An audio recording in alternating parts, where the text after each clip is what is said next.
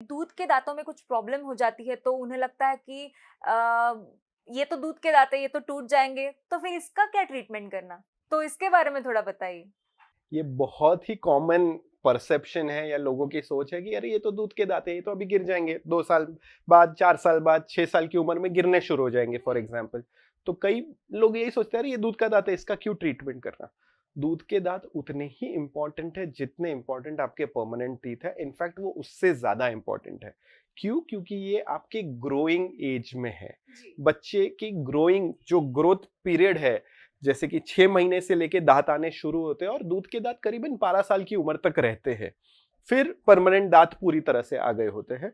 तो ये 6 महीने से लेके 12 साल की उम्र तक में बच्चा कहाँ से कहाँ ग्रो हो जाता है, तो वो सारी growth of your jaw, of your speech, ये सारी चीज दूध के दांतों से बहुत ज्यादा अफेक्ट होती है। फॉर एग्जाम्पल जो दूध के दांत है उनकी वजह से जॉ का ग्रोथ पूरी तरह से इम्पैक्ट होता है। तो जो अपने जबड़े के बोन्स है, उनका जो ग्रो होना है, उनका जो अलाइनमेंट होना है, वो पूरा का पूरा दूध के दांतों पे डिपेंड करता है।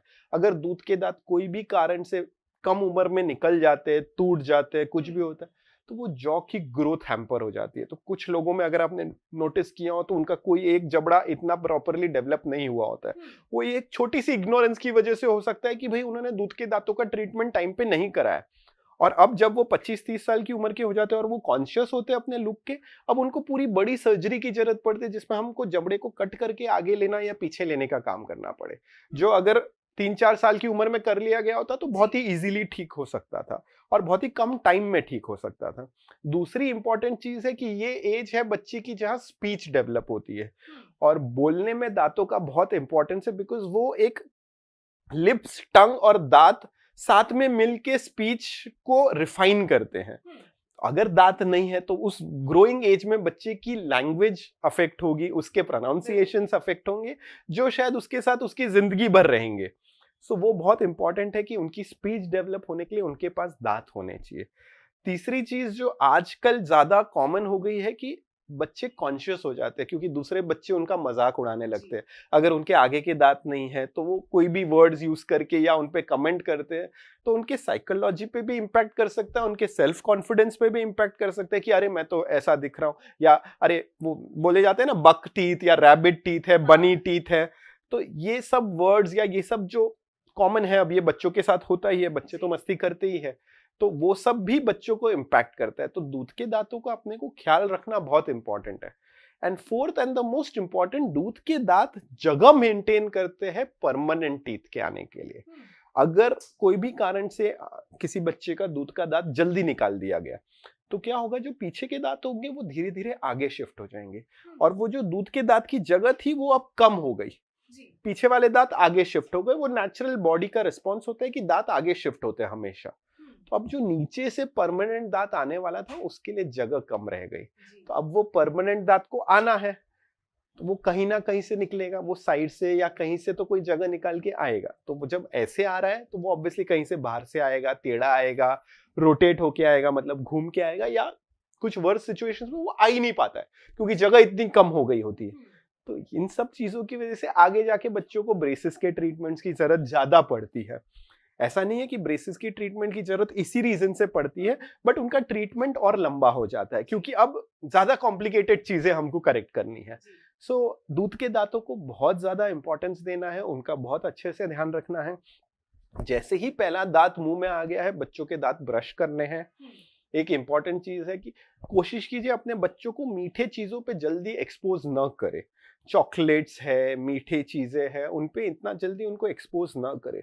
उनको रेगुलर डाइट पे थोड़ा यूज टू रखिए, and as a sweet use fruits, because fruits भी मीठे होते हैं बट वो फाइबरस भी होते हैं, तो वो नेचुरली क्लीन कर लेते हैं। चॉकलेट्स मीठी होती है बट फाइबरस नहीं होती है, तो वो गंदगी आपके दांतों पे रह जाती है। तो अगर कुछ मीठा ही खाना है तो बच्चों को मीठे में फ्रूट्स खिलाने की आदत रखिए। चिक्कू खाइए, एप्पल खाइए, बनाना खाइए, वो दांतों को इतनी बुरी तरीके से अफेक्ट नहीं करेगा जितना चॉकलेट्स और रिफाइंड शुगर अफेक्ट करेंगे। चिप्स है या जो भी चीज जो भी रिफाइंड है वो ज्यादा अफेक्ट करेगी। तो ये ध्यान रखना है, बच्चों की हैबिट्स अच्छी डेवलप करिए। And as a parent you have to make sure कि भाई बच्चों के दूध के दांत भी उतने ही इंपॉर्टेंट है जितना उनके परमानेंट दांत है। उनको इग्नोर ना कीजिए, नहीं तो ये आगे जाके बहुत ज्यादा तकलीफ देगा और बहुत ज्यादा महंगा भी पड़ेगा। तो डॉक्टर क्या टेढ़े मेढ़े दांतों की ये जो प्रॉब्लम होती है वो भी दूध के दांतों की प्रॉब्लम इग्नोर करने की वजह से ही होती है? एक कारण उसका यही है, जैसे मैं अभी बता रहा था कि दांत शिफ्ट हो जाते हैं और उसकी वजह से दांत रोटेटेड आते हैं या आगे पीछे आते हैं। तो एक बड़ा कारण यही है कि दूध के दांतों पे इतना ध्यान नहीं दिया गया था। उसका कारण कुछ भी हो सकता है कि तब प्रायोरिटीज नहीं थी, नॉलेज नहीं थी, बहुत सारी चीजें हो सकती। सो नॉलेज यूजुअली किसी को नहीं होती है, या तो आज की तारीख में चलो सोशल मीडिया और फोन के हिसाब से थोड़ा एक्सेसिबल हो गया है, but the best person to give you knowledge is your local dentist. So please अपने बच्चे को लोकल डेंटिस्ट के पास दिखाइए। हम हमेशा कहते हैं 1 साल की उम्र में, 4 साल की उम्र में, 6 साल की उम्र में, 10 साल की उम्र में कोशिश कीजिए अपने बच्चे को बिना कोई रीजन एक बार दिखा के आइए। आपको लग रहा है बच्चा सब ठीक है, हो सकता है अंदर कोई छोटा डीके हो, कुछ हो, या उनका जॉज उस तरह से डेवलप ना हो रहे हो जैसा हम चाहते हैं, कोई दांत आगे पीछे हो, और वो अगर हम अर्ली ग्रोइंग एज में ही ठीक कर ले तो वो ट्रीटमेंट जल्दी होता है। जो चीज मुझे शायद आगे जाके 12 महीने ले, वो अभी 6 महीने में हो सकती है। सो वो बच्चों को भी तकलीफ कम होगी, और इस उम्र में ट्रीटमेंट फास्ट होता है बिकॉज बोन भी थोड़ा मेलिएबल होता है। जैसे जैसे एज बढ़ती जाती है बोन थोड़ा हार्ड होता जाता है, ग्रोइंग एज कम होती जाती है, तो ट्रीटमेंट में भी थोड़ा डिफिकल्टी बढ़ता है। ट्रीटमेंट पॉसिबल, हम 60 साल की उम्र में भी ब्रेसेस लगा सकते हैं, ऐसा नहीं कि नहीं लगा सकते। इनफैक्ट मेरे क्लिनिक में मैक्सिमम पेशेंट्स जिनका अभी ब्रेसेस का ट्रीटमेंट चल रहा है वो 35-40 ईयर्स के एज ग्रुप में है। अब आप सोचेंगे अरे अब जाके ब्रेसेस, क्योंकि जब वो छोटे थे उनके पेरेंट्स को इतना अंदाज नहीं था, इग्नोर हो गया। तब प्रायोरिटी थी कि बच्चों को पढ़ाना है, ये करना है, तब फाइनेंसेस उतने नहीं थे। अब ये भी अपनी लाइफ में सेट हो गए, अच्छा अर्न कर रहे हैं, और अब उनको समझ में आ रहा है भाई अब ये नहीं सही है, ये मुझे सही नहीं दिख रहा है प्रोफेशनली या फंक्शनली मुझे तकलीफ दे रहा है। दांत क्योंकि आगे टेढ़े मेढ़े हैं तो मैं अच्छे से साफ नहीं कर पा रही हूँ, क्योंकि अगर दांत सब एक लाइन में हो तो आप इजीली साफ कर सकोगे। दांत जैसे नीचे के आगे के दांत कई लोगों के आगे पीछे होते हैं, तो ऑब्वियस सी बात है अगर टेढ़े मेढ़े हैं तो आपका ब्रश हर जगह नहीं पहुंच पाएगा, तो वहां गंदगी होती है, पायरिया की शुरुआत होती है। सो इंपॉर्टेंट रहता है अगर आप ब्रेसेस का भी ट्रीटमेंट अगर आपके बच्चे को जरूरत है तो कोशिश कीजिए 12-13 साल की उम्र में ही वो डॉक्टर को दिखा के स्टार्ट करवा लीजिए। कोशिश कीजिए जितना जल्दी हो सके, वो इंपॉर्टेंट है। एंड ये एज ग्रुप उस हिसाब से भी अच्छी है कि 10th स्टैंडर्ड के पहले ये काम हो जाए तो बेटर है, बिकॉज 10th स्टैंडर्ड के बाद you don't know where your kid will go. हो सकता है वो जूनियर कॉलेज के लिए कोई दूसरी सिटी में चले जाए, और 12th के बाद तो वैसे ही कोई चीज का कोई भरोसा नहीं है, हर कोई अपनी ही रीजनल सिटी में रहे, वो तो बहुत मुश्किल हो गया आज की तारीख में, unless you are in a big city. तो भी कई स्टूडेंट्स बाहर रहते हैं और फिर ये ट्रीटमेंट बहुत डिफिकल्ट हो जाता है। सो बेटर है early and fast treatment and prevention if possible, intervention as needed, so that treatment अच्छा हो, results अच्छे आए and easily सस्ते में clear हो जाए।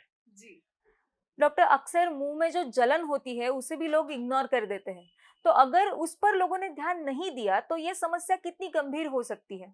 तो ये मुंह में जलन का जो कारण है, समझो कुछ तीखा लिया, या कई लोगों को तो नॉर्मल खाने में भी जलन होती है।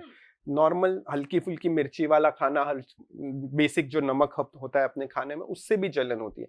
ये मोस्ट कॉमन उन पेशेंट्स में होती है जिनको ओरल सबम्यूकस फाइब्रोसिस करके एक कंडीशन है, जो एक्चुअली एक प्री कैंसरस कंडीशन है। मतलब ये कैंसर के पहले की बीमारी है। ये किन लोगों में होती है? जिनकी पान सुपारी गुटखा खाने की आदत हो, जिनको दिन भर पान सुपारी या कुछ तो ये लेने की आदत हो। कई लोग सोचते हैं अरे सुपारी में क्या प्रॉब्लम है, सुपारी भी उतनी ही बुरी है जितने पान और गुटखा और सब कुछ बुरे हैं। सो प्लीज सुपारी को आप अच्छी की कैटेगरी में मत डालिए। कई लोगों का ये एक परसेप्शन होता है सर सुपारी में क्या दिक्कत है, सुपारी की जगह सौंफ ले लीजिए बट सुपारी मत लीजिए। सुपारी और इन सब की खाने की वजह से धीरे धीरे जो अपने गाल है उनमें फाइब्रोसिस होने लगती है, और वो गाल थिक होने लगते हैं, गट्ठे पड़ने लगते हैं उनके अंदर फाइब्रोसिस के, और उसकी वजह से जो उनके ऊपर की स्किन है बहुत सेंसिटिव हो जाती है, और पेशेंट को नॉर्मल सी चीजें भी बहुत ज्यादा जलन देती है। वो बेसिक खाना तक नहीं खा पाते। इनफैक्ट मुझे कई पेशेंट्स ने कंप्लेन किया सर मैं तो टूथपेस्ट का जो मिंट है मेरे से तो वो भी नहीं सहन होता है, तो वो तो टूथपेस्ट तक नहीं यूज कर पा रहे अभी, क्योंकि वो मिंट जो फ्लेवर होता है थोड़ा स्ट्रांग होता है। वो भी जब ब्रश करते हैं तो वो जलता है। वो बोलते हैं सर हम तो बिना टूथपेस्ट के ब्रश कर रहे क्योंकि हम टूथपेस्ट तक नहीं लगा पा रहे। तो अब प्रॉब्लम ये हो रही कि टूथपेस्ट नहीं लगा पा रहे तो दांत अच्छे से साफ नहीं कर पा रहे, तो उनके मसूड़े भी खराब होते हैं। So it's a cascade of events. ये ना होने की वजह से दूसरी भी प्रॉब्लम्स इकट्ठा हो गई। तो अब ये सिचुएशन, जैसे ये पेशेंट का टिपिकल कंप्लेन होता है सर पानी पूरी नहीं खा पाता, क्यों? क्योंकि एक तो मुंह खुलना थोड़ा कम हो गया, पानी पूरी के लिए मुंह खुलना पड़ता है, और तीखी होती है, स्पाइसी होती है थोड़ी, तो वो भी जलती है। तो कई पेशेंट तो हमको बोलते हैं सर पानी पूरी खाने का है मेरे को, हम वो नहीं खा पा रहे। तो ये एक्चुअली बहुत सीरियस कंडीशन है, it is a pre cancerous condition. And ये भगवान आपको वार्निंग दे रहा है कि भाई अब तू सुधर जा, नहीं तो तू मेरे पास आने वाला है। And this is the last stage before you go into cancer. See cancer के बहुत सारे ट्रीटमेंट्स है, सब कुछ है, साइंस बहुत आगे बढ़ गया है, सर्जरी है, कीमोथेरेपी है, रेडियोथेरेपी है, बट इम्पैक्ट बहुत ज्यादा होता है। अगर आपकी टंग को, गाल को, होठ को कट करके निकालना पड़ता है तो आपकी लुक्स, आपकी टेस्ट, आपकी बात करने की स्टाइल, हर चीज अफेक्ट होती है, and it leaves a huge impact on the person. So it is very important that you don't let it go to that stage. आपको उसको उसी लेवल पे रोकना है, इनफैक्ट कोशिश करनी है कि इसको रिवर्स करे। तो प्लीज अगर किसी को ये आदतें हैं और उनमें ये बर्निंग की इश्यू है, तो उनको ध्यान रखना है कि भाई ये कुछ गलत है, हमको अपनी हैबिट छोड़नी होगी, मुझे अपने डेंटिस्ट को विजिट करना चाहिए, मैं अपने डेंटिस्ट से बात करती हूँ, समझती हूँ, there are treatments for it, हम एंटीऑक्सीडेंट्स, मल्टीविटामिन्स और कुछ इंजेक्शंस भी होते हैं, लेजर फॉर एग्जांपल यूज कर सकते हैं, जिससे हम वो बैंड्स को क्लियर भी कर सकते हैं और we can get you as good as back to normal. But सबसे इंपॉर्टेंट चीज होती है हैबिट छोड़नी पड़ेगी। अगर आप हैबिट नहीं छोड़ोगे तो हम कुछ भी कर ले उसका कोई फायदा नहीं होगा, और अगर आप हैबिट छोड़ दोगे तो 80-90% काम ऐसे ही हो गया। सो प्लीज उसको इग्नोर मत कीजिए, उसको नेग्लेक्ट मत कीजिए। ये मतलब आप भगवान के दरवाजे पे ऑलरेडी खटखट कर रहे हैं, तो get serious about it. Doctor thank you so much, आपने बहुत ही अच्छी तरह से हमें समझाया कि अगर छोटी छोटी ये चीजें हैं अगर हम इग्नोर कर देते हैं तो कितना महंगा पड़ सकता है। Thank you so much. Most welcome. तो दोस्तों आपने देखा कि अगर हम ये छोटी छोटी चीजें इग्नोर कर दे तो ये प्रॉब्लम कितनी महंगी पड़ सकती है। तो ऐसे ही और विषयों पर जानकारी पाने के लिए हम मिलेंगे संजीवनी के अगले एपिसोड में। तब तक अपना ख्याल रखिए।